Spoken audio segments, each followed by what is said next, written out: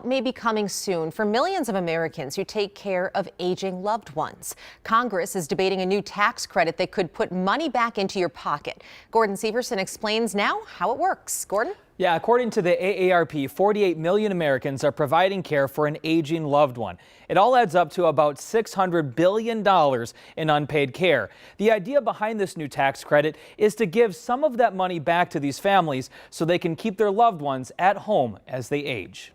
This definitely would help family caregivers. Kathy Meserly knows firsthand the time and money it takes to care for an aging loved one. She's the executive director of the Minnesota Home Care Association and a caregiver herself. I was a part of the sandwich generation who was caring for a young child while I was also helping my mother. She says most families provide that care without even thinking, out of love. But over time, the care can add up.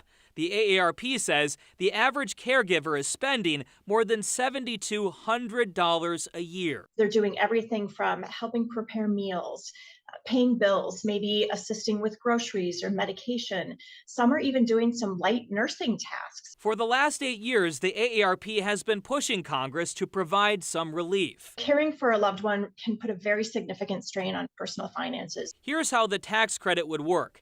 After a caregiver spends $2,000, every dollar after that would be eligible for the credit. The credit would cover 30% of the money the caregiver spends. The AARP says the average caregiver would receive about $1,500 a year, but they could receive up to $5,000. And would really put money back in their pockets. The bill in Congress has received bipartisan support, so there is hope that it will pass this time around. You know, we're in an election year. People want to get things done and people want to see some action. CPA Scott Katerlich says the credit could go into effect for this current tax year in 2024, so he's encouraging caregivers to save their receipts just in case. Absolutely. Start today.